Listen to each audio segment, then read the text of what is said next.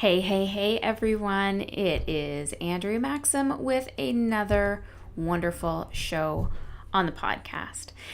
I needed to answer this question. So I've been getting a lot of questions from my personal coaching clients and people that are finding me on social media. And one of the questions that we have being that we want to start leveraging ourselves online is, how do I set up a store?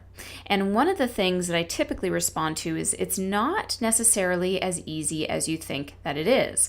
So with regards to how it used to be, you had to create a website, and then on your website you had to upload all of the products and you had to manage it with images on your website, and then you had to find a merchant account that would actually host you online and kind of take some of the what's the word? Like if something were to go wrong, they would take some of that ownership away from you. So they would take on some of that blame, I guess. I'm missing the word here.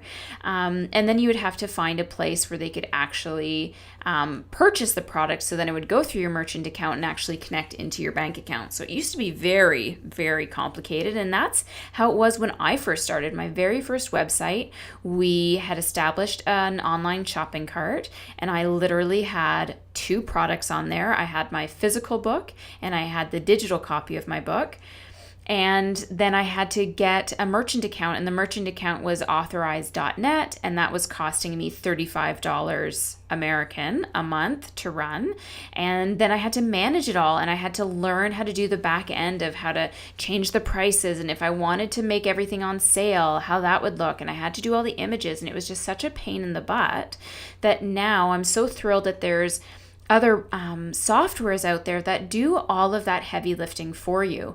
And if there's one thing that I can strongly encourage everyone who's listening to think of, is you really need to start thinking about not the dollar value, how much it's going to cost you per month to do something, how much it's going to cost you to opt into something for the year, how much it's going to cost to have somebody else do that for you.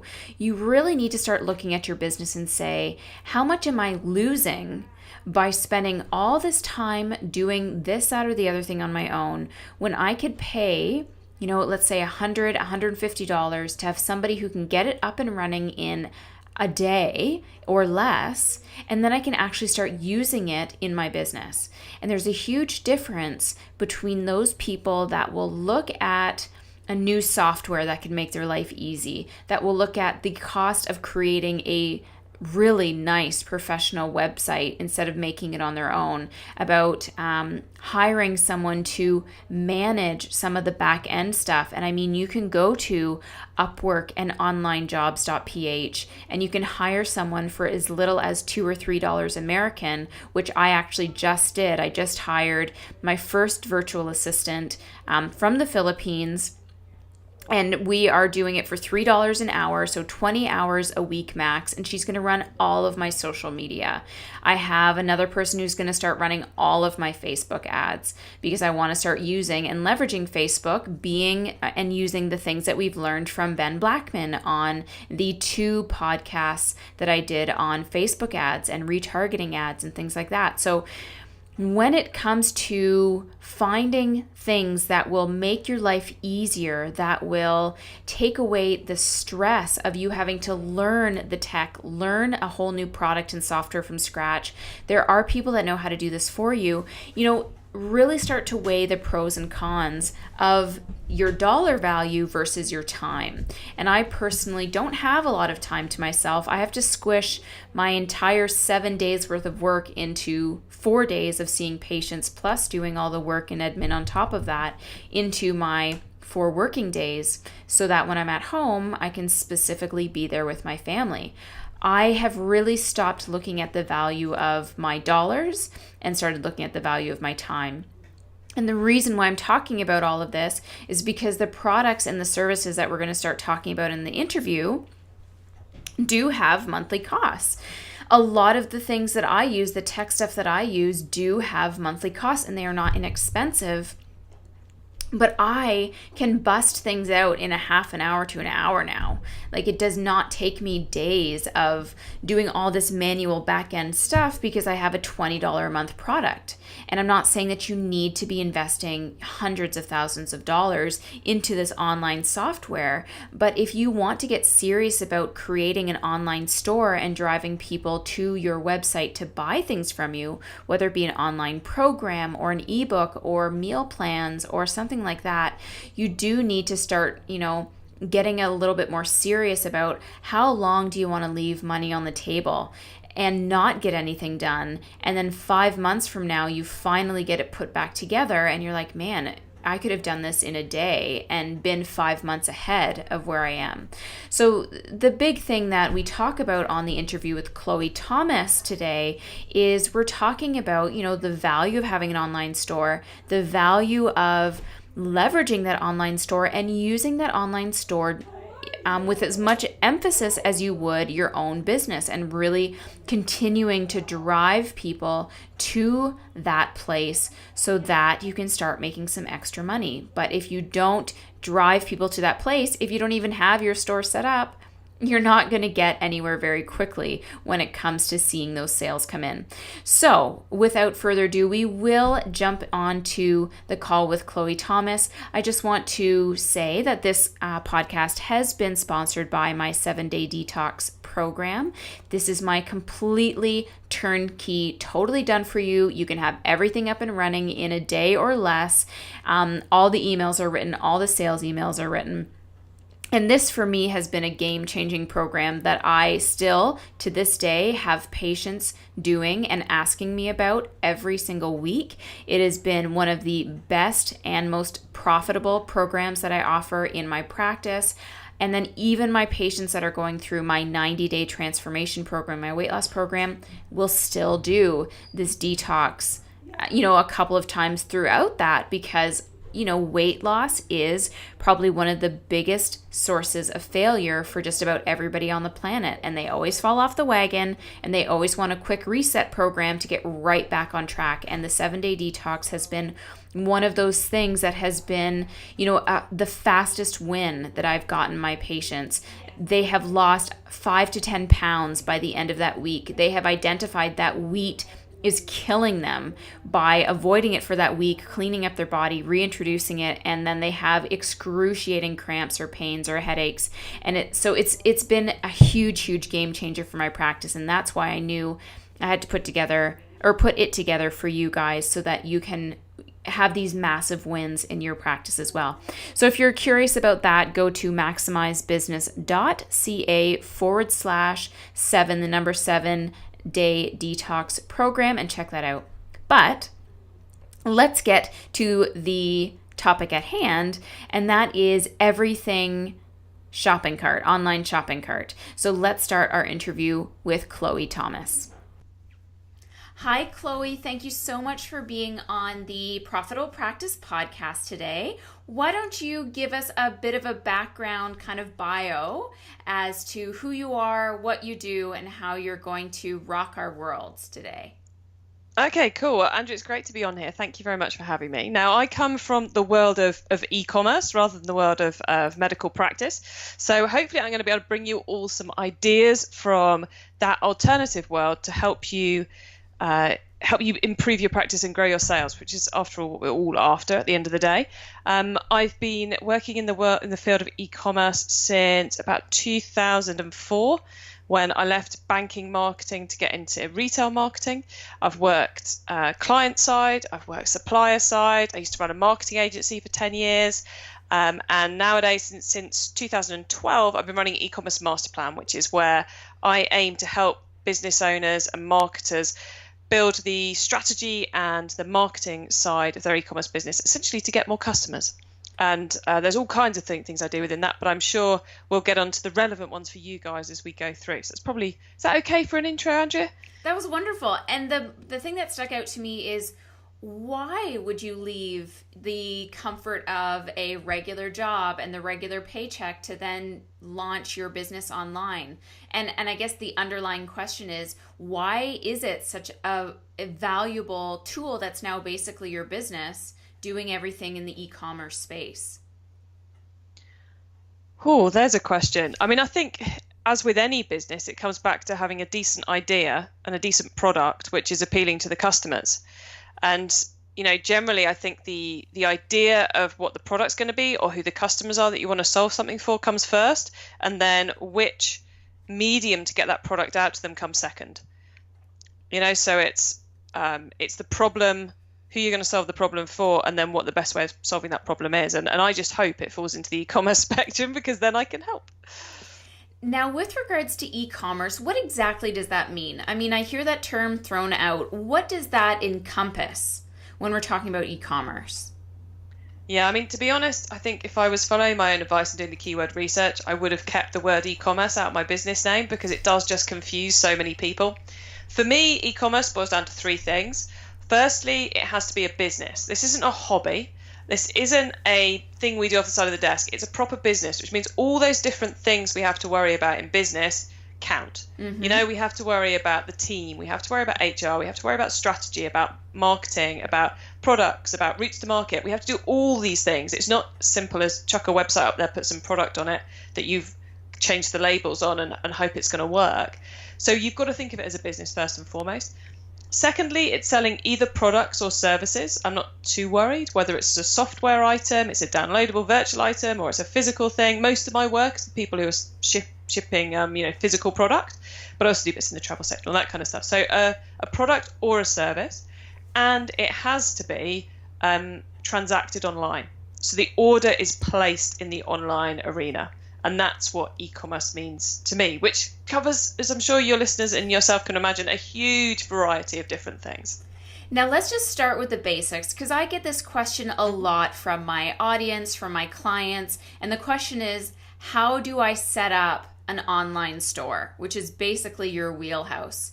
So what are the elements that need to be in place in order to do it? Because it's not as easy as we think. It's not as easy as just slapping a product on your website, because the transactions have to happen online. So there's different elements that need to be in place. Could you walk us through what that looks like? Yeah, it's come on leaps and bounds and become considerably easier in recent years. So if you're selling physical products, my go-to is Shopify at the basic level, because they have their own payment system built in. So that whole getting the money thing, which is an absolute nightmare normally, is built in. So you don't have to worry about that. You can focus on getting the products right, getting the design right, because you can get these, like on WordPress, you get themes. I assume your audience is pretty familiar with WordPress. So on WordPress, you get a theme. On Shopify, you can get a theme. So you can very quickly out the box get your business, your online e-commerce piece up and running. And it's, that you can get plugins as you can with WordPress and all that kind of stuff. So Shopify is my go-to for simple, quickly setting up a store online. If you're looking to sell virtual products, because I believe some of your audience are kind of doing courses and meal plans. Yeah, all that kind of good stuff. There are a lot of very, very cool online course systems that will do the same thing. So Shopify is not my go-to for virtual products. Virtual products would be something like Teachable or Thinkific, which are exactly the same sort of thing, off the shelf, totally branded as you, your domain, you put your products in there and it handles the transactions for you. So I hope that answers your question, because I could have gone in all kinds of different strategic directions. So I hope, does that answer it? It does, but I'm going to break it down, because I love everyone to just have the step-by-step. So I have a website, let's say it's WordPress, and I want to open up an online store. So the way my website is set up is one of my tabs on WordPress links directly to my online store. I'm using Infusionsoft, so everything is built in there. But if we're using Shopify, and I think there's also things like WooCommerce and other... Yeah, well, the interesting one is the Infusionsoft piece happens on another URL. The Shopify piece would happen on another URL. So you'd be shop.yourbrand.com. Yes. If you're on WordPress already and you go down WooCommerce, it's built into the one website. Okay. Because WooCommerce is like, like you get the Yoast plugin or the this plugin for WordPress. It's like the most ridiculously big plugin you've ever come across, and it creates a whole e-commerce store for you. Okay. So that would be another option, but it's a bit more difficult, because you've got it's not quite as plug and play as Shopify is. You've got to find your own back end to take the payments and that kind of thing. Now, my webmaster has always said the more you can keep people on your site, the better, because you don't want people linking off to your site too much. What is your opinion on that? Now that we're talking about, if you're on a WordPress site, you can stick to this, which will keep you within your WordPress site, or we could link out to Shopify. And is there a huge detriment to that, or does it really not matter in the long run? I quite like it because from an analytics standpoint, but let me just jump back to your first point before I go analytics crazy. So in this instance, we're kind of linking between your own websites rather than out to another website. So they're still within your pen, if you like. Yes. They're still within your field. So it's not quite the same as linking out to Amazon or to someone else. We're keeping them in the same arena, but we are of course moving domains, which does make the tracking on the analytics side a little bit difficult. Mm-hmm. But what I quite like about that side of the analytics, especially for people like your listeners, is you've got your main website that's about your practice. It's about getting appointments booked. It's about seeing people face to face and sorting out all of that. And that traffic is doing that. Then over on your shop, you've got the traffic that's looking to buy from you. So you get a slightly clearer idea of what's going on. And down the line, you might get an idea of there actually being two very different demographics. Obviously, the physical bookings, I'm going to take a rough guess, are probably within the same geographic area as yours. Yes, usually. And then the e-commerce site, if it's on a slightly different URL, probably shop dot whatever your normal one is, then you're going to be able to see that traffic behaving differently, which as your business grows should be coming in from all over the country, right? If not all over the world, not just from your town. Right. Okay, perfect. So now we have, let's say my website is linked out to Shopify. When I get onto Shopify, you said all the payment is built in. So this is the part that a lot of people don't know when it comes to the e-commerce site. So originally I had my website on WordPress, and we kept everything on WordPress. The online store was there, but because it didn't have the payment built in, I had to then go find a merchant account and the payment account in order for it to come into my bank account at the end of the transaction. So I'd love it if you would clarify those two streams. I mean, if you do Shopify, this is the setup, or you'd actually have to look at these different companies to act as your merchant. And this is the part that people don't know about, because with a POS machine in our physical location, it's just that's the POS machine. It's linked to your or into your bank account, easy peasy. But there's extra steps when it comes to the online transaction. So if you could break that down too.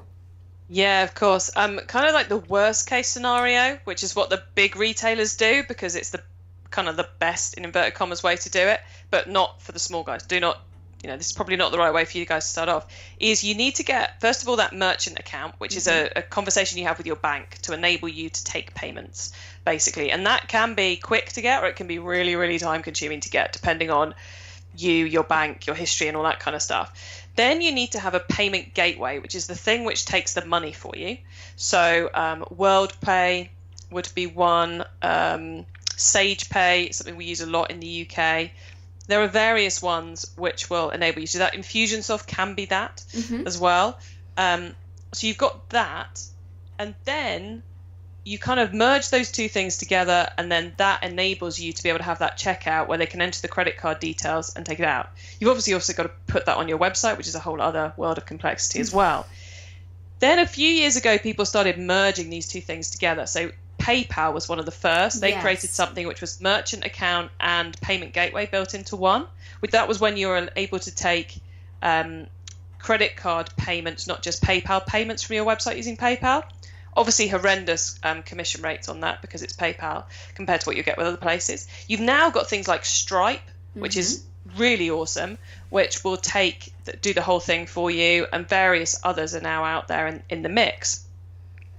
So that means that it's that little bit easier to start doing it on your website. However, what makes it even easier is going to the likes of Shopify. I think Infusionsoft in the US now as well, but not in the UK. There's now Infusionsoft Payments or something, isn't there? Yeah, it's called WePay, which is linked in. Yeah. which means essentially out the box, you get the whole thing done. Yeah. So all you have to do is put the products and it works. Yes. Roughly speaking, and then give them your bank account to put the money in at the end of the day. So you can do that with Shopify, with the online course things, Teachable Thinkific I mentioned earlier, and with Infusionsoft as well. Yes.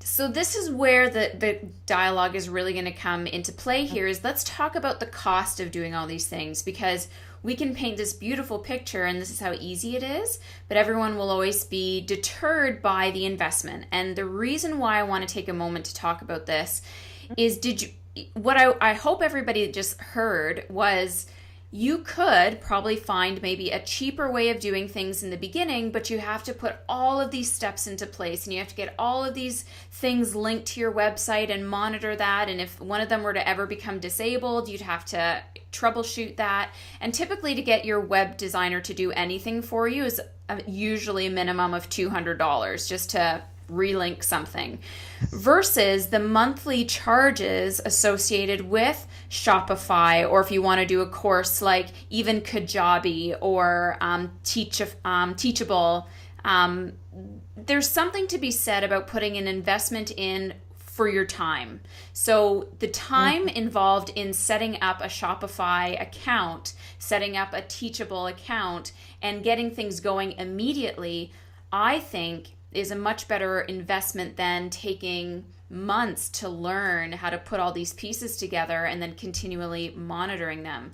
So if you know the numbers, I'd love for you to say, what is the monthly fee for Shopify or for the online course platforms? Yeah, cool. I want to add 2 other great reasons to what you just said about why it's don't spend your time doing it, get something that's out of the box. One is peace of mind, because you know from day one it works. And also if it doesn't work, you've got someone to shout at who's not going to charge you to fix it, which is also really good in my book. Although of course you don't want it to go wrong at all. But then the other thing is the risk, because the credit card companies, they don't want the risk of fraud. They want to be able to pass that on to the consumer. And in the UK, we have something called PCI DSS, which is an absolute nightmare. It's all about the security of credit card details. You don't want to go anywhere near that. We also have all kinds of tax issues in the UK because of the European Union's decisions about VAT and how we account for VAT.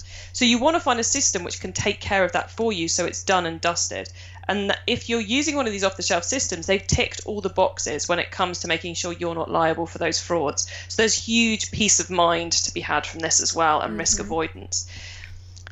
Price points, off the top of my head, I don't know them exactly, but each of the ones we've mentioned is going to be sub $100 a month, because they have these entry-level ones. The course, I think both Teachable and Thinkific, I don't know Kajabi, but I think the first 2 certainly have free options where you can go and build out for free. And then when you reach, when you've got all those sales coming in, you're like, oh my God, this is amazing. Then you can take the decision to upgrade to get the things that you have to pay for.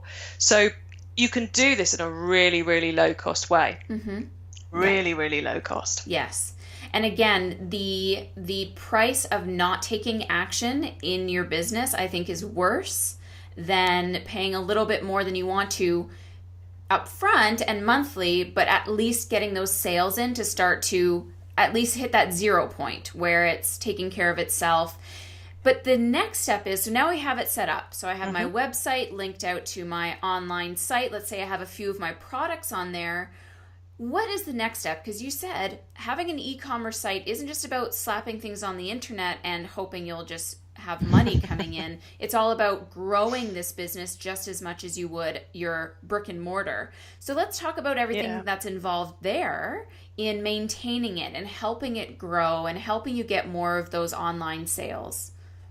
Yeah, it's really important to understand that you can't just put a website up there and expect it to work. It's not going to bring you sales just by putting it live, unless you're incredibly lucky. In which case, get in contact and you can be a guest on my show. But it's unlikely that that's going to happen, because e-commerce, it's like adding another business model onto your existing business. It's another string. It can be highly complementary, as we all know. It's a great way of extending the revenue you can get per existing client. It's a really good, per existing patient even. It's a great way of extending that, but it's also it's also a very different beast in its way, so there's other things you need to bear in mind. Now, Andrea, most of your listeners, are they getting their patients using online marketing methods, or are they kind of in a shopping mall hoping people come through the door? Are they doing online bookings, or is it more? For the most part, I think because of the blow up that the internet is, we are starting to, at least I hope my listeners are starting to leverage the internet to capture leads and hopefully get them booked into their office. However, a lot of it is word of mouth still, and a lot of it is hitting the pavement with presentations and things like that. Okay, cool. So I'll go a bit deeper than I might otherwise go in that case then. So you've got that site. The first thing you've got to do is start getting people to that website. In e-commerce, there's some data published on a fairly regular basis by a business called Custora in the US, where they look at all the transactions from loads and loads and loads of different e-commerce businesses, put it all into a big heap, and then tell us what the trends are. And they go into things like mobile versus desktop and various other bits and pieces. But the November 2016 stats, which is kind of the biggest month of the year for e-commerce, they show where the sales are coming from in terms of channels. Now, you're selling slightly different products, most of you, but you're still selling to the same consumers, and you're still expecting them to put a credit card detail in online. So a lot of these trends are going to be the same. 25% of those sales come in from email. Wow. 25, that's 25%. 1 in 4 of all e-commerce sales are directly driven by email. Then the next 3 big ones are direct traffic, so that's that kind of untrackable stuff that's due to your brand awareness and people typing your URL in. SEO, so natural rankings on Google search, and the other one is Google pay-per-click, and Bing pay-per-click, and Yahoo pay-per-click, and those kind of paid ads, and each of those is about 20%. Wow. Now, SEO and direct, pretty much, the sensible way of affecting that is getting out there and talking to people and building your brand awareness and doing those ads and everything you're probably already doing to promote your existing business. So the SEO's gonna come. The AdWords side of things, the search engine pay-per-click, that's like a whole podcast series on its own.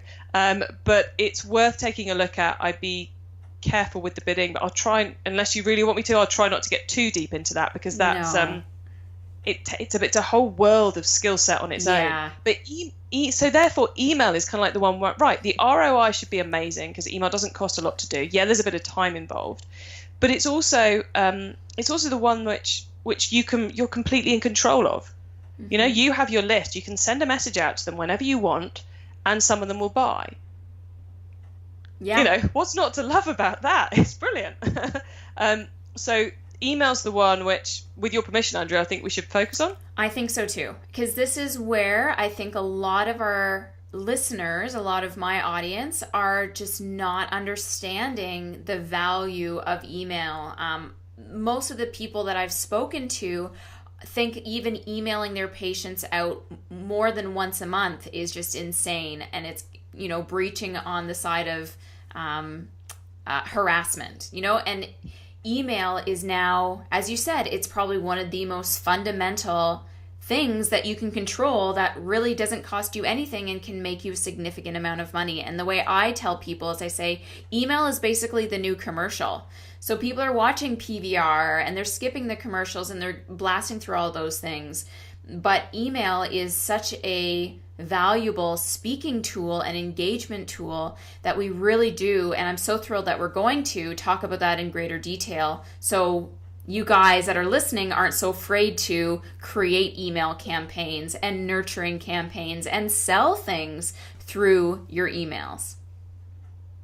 Yeah, I mean, the first thing which, for any of your listeners are doing is to go and get the email working in their core business, really, isn't it? Is to make sure you've got those appointment reminders going out, you've got those rebook reminders going out, just the bread and butter to make sure your existing business is running that little bit more automatically. So then you've got the time to go and spend building the really kind of the leverage sales in the e-commerce space. So I would keep the same email list for both, but be aware of who's a patient as well as who's just an e-commerce customer, because you want to make sure your patients are getting those messages too. And I'm going to stop you right there. So what we're talking about, that is segmentation. So a lot of email marketing platforms like Active Campaign, Constant Contact, Infusionsoft have the ability to tag. Tagging is a fundamental way for you to segment your list so that I can send an email out to all these people that have clinic tag. All of these people are online tags, and that way you're not sending unnecessary emails to people, because speaking to someone over email is very personal as well. And this is another problem that I think a lot of us have, is we just email out the entire list and talk to them the exact same way. And that's not appropriate nowadays if you really want to treat your list well. And I just want to take an aside as to what that means to speak to online people versus patients versus friends, colleagues, that sort of thing. Yeah, it's tags will become your friend. I'm a huge fan of tags. Yeah. I have far too many tags set up in my system, but that's the thing. You have to kind of want to do the yearly tag cleanup, but I'm getting a bit geeky there, so I'll take a step back from that. So the first thing which you need to make sure you're doing with email before you even start saying anything, to be fair, is making sure you're capturing those email addresses. So if you're mainly dealing with people who are coming in to see you face to face and they're booking over the phone and all the rest of it, make sure you're capturing their email address when they come in. Give them a card. Would you like to hear updates from us? Make sure you're gathering that data. On the website, make sure you've got a really clear call to action to get the email. And you don't necessarily need to give them a discount to do this. Tell them what you're going to send them. Tell them that you're going to send them really useful information to help them deal with, whatever area it is you're a specialist in. The other thing so make that clear on the website. Pop-ups are one of my favorite things. So the pop-ups on the website that come up and go, give me your email address. Mm-hmm. Now, as a consumer, we all hate them. As marketers, we love them. I put a terrible pop-up up on my site, my first ever pop-up on my site, and it took my visitors to sign-ups conversion rate from 0.5% to 5%. Wow. It was awful. It was ugly. It was hideous. Thankfully, what the download I was giving them was good. But it made that big a difference. And I regularly speak to e-commerce businesses that have optimized it to 5, 6, 7% of the traffic that's coming in, not necessarily with giving away any of their margin, So we're talking promises of great content. We're talking potentially PDF downloads, checklists, that kind of thing, which I would have thought for the audience of this podcast is something you could quite easily create, 10 things to avoid in your diet, or 10 things to add to your diet, or 10 exercises to do, or whatever it is. You guys know much better than I do. Can you tell I don't usually work in this field? So that is going to help you grow your email list, and I'd be doing that both on your practice website and also on your e-commerce website. So make sure you're gathering that data and you're tagging, as Andrea said, so you know where they came from. If you've promised them something, which hopefully you have, make sure you deliver that immediately. So that's the very first email they get from you, delivers on whatever it was. If you said you're going to just give them great information, make sure there's some great information in that first email. Even if it's a link off to your top 3 most popular blog posts, just make sure you're giving them whatever you promised so they stay engaged. Then for me, it's always a toss-up between, should you then spend lots of time doing regular broadcasts, or should you build up a couple of sequences? And kind of the caveat for me is, generally I'll say to people, you should be emailing at least once a week. That's kind of the happy level for most businesses, is once a week. You should have something you can tell them about once a week.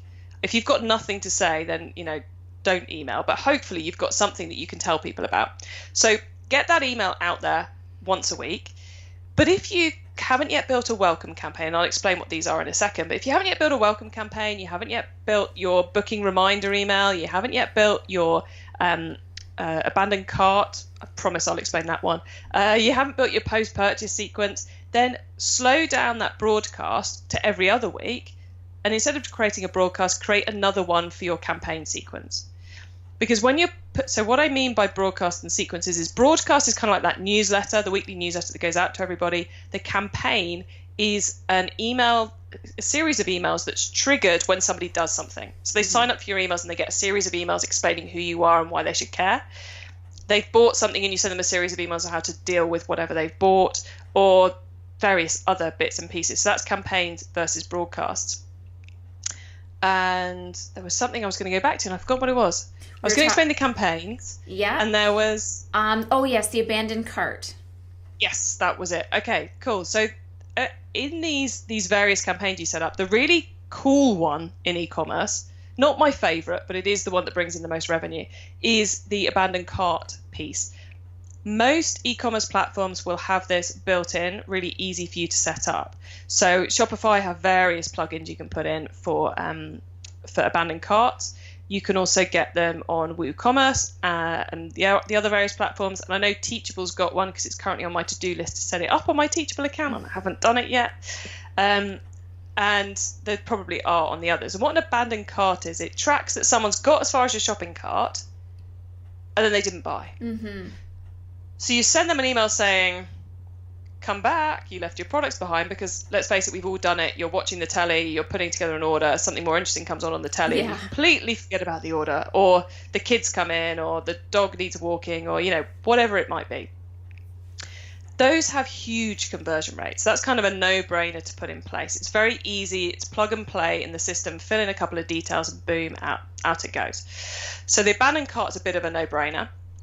Then my favorite, though, is the welcome campaign. Mm-hmm. And a welcome campaign is something you probably want to make sure you've got set up for your practice as well as for your e-commerce store. And a welcome campaign is a series of emails that come straight after they've signed up that explain to them, if they're a patient who just registered for their first appointment, explain to them what's going to happen and what they need to do. If they're just someone who's come onto the website and signed up, then you're going to explain to them about you and how great you are and why they should trust you as their doctor. And then about the different services you offer, and then about the different products they can get from you without even having to come in, and so forth. So you're building kind of trust and reasons to buy from you. Yes. And that could be 2 or 3 emails, or it could be longer depending on how much you've got to say. But that is my absolute favorite, because that is a really powerful e-commerce strategy, is to really go after the signups with your pop-up and then to follow up with the welcome campaign. And I've got a few clients who are getting a 20% conversion rate from their welcome campaign. So they're getting 4 to 5% of their signups, email signups from their website. So website traffic, 4 to 5% is turning into an email sign up. And then over the next 6 months, they're getting up to 20% of those converting into a customer. Wow.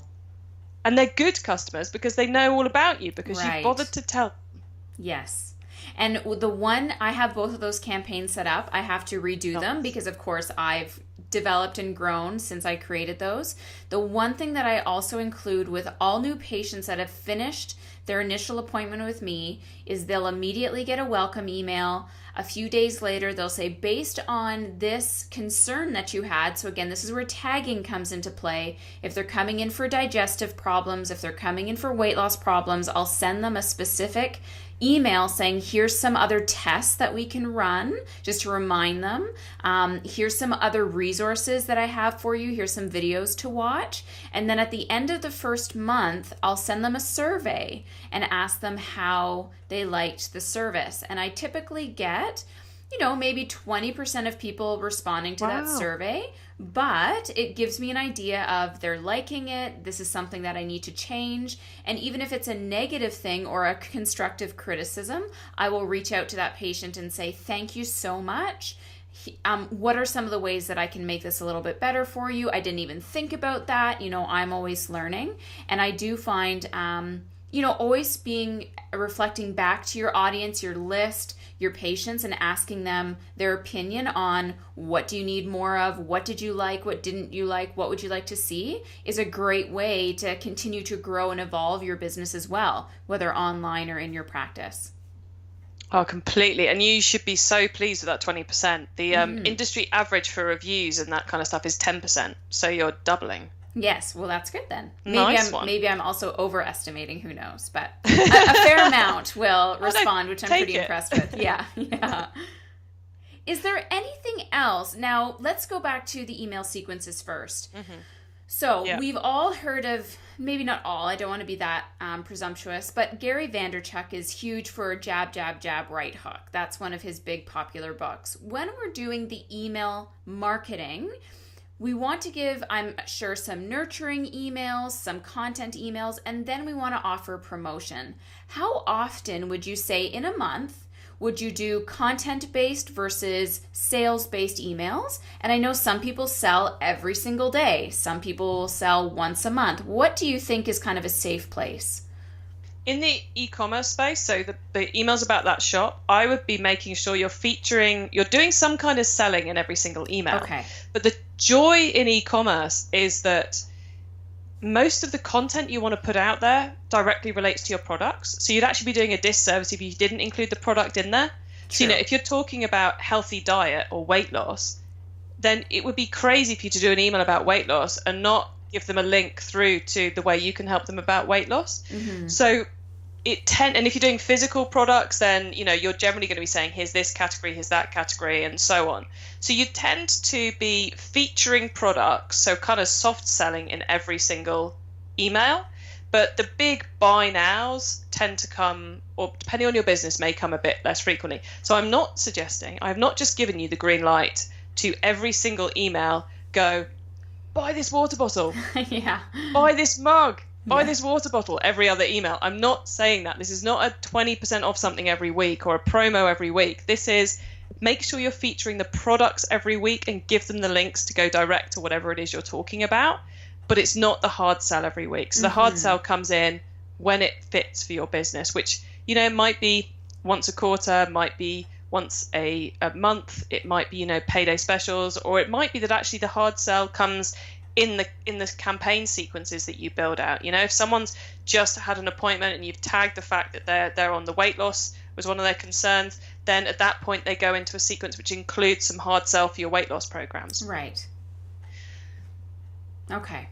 So then how do we overcome the fear? Because this is, as naturopaths, we don't learn the business side. We don't have the marketing brain. We have the want to help everybody brain, the I don't want to push people brain, I don't want to inconvenience people, I don't want to sell things brain. A lot of us do. And we have this hesitation or fear to start to do this. And I'm sure there's people that are listening right now that are saying, you know what, it just doesn't feel comfortable with me to be promoting my products. I just don't feel comfortable always asking my patients for more money.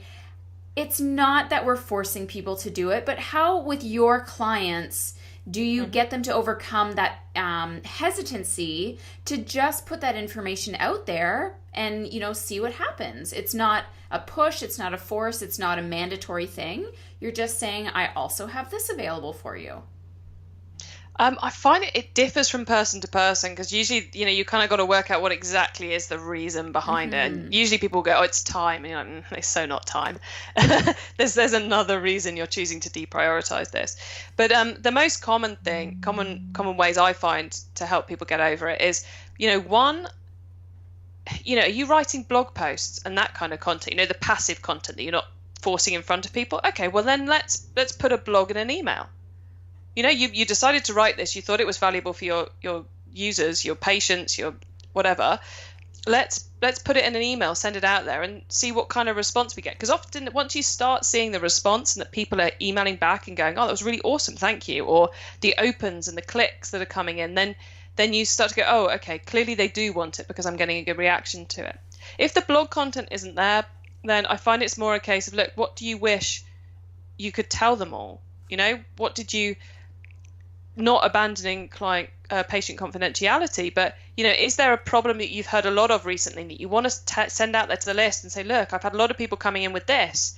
Here's a couple of things you could do without even having to come and see me that can sort it out. You're almost not encouraging them to come in. You're being so nice. So I think it's trying to find that subject area that you're confident putting out there.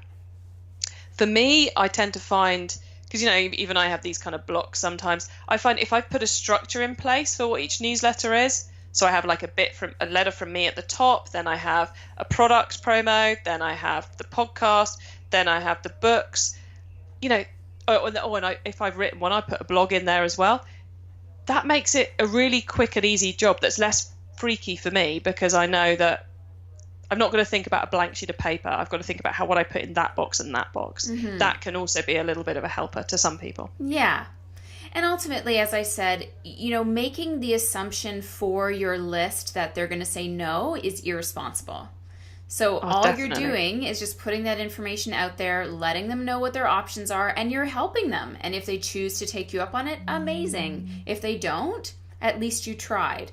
but I find in this industry we make a lot of assumptions about our followers and about our patients and their needs and what they like and don't like.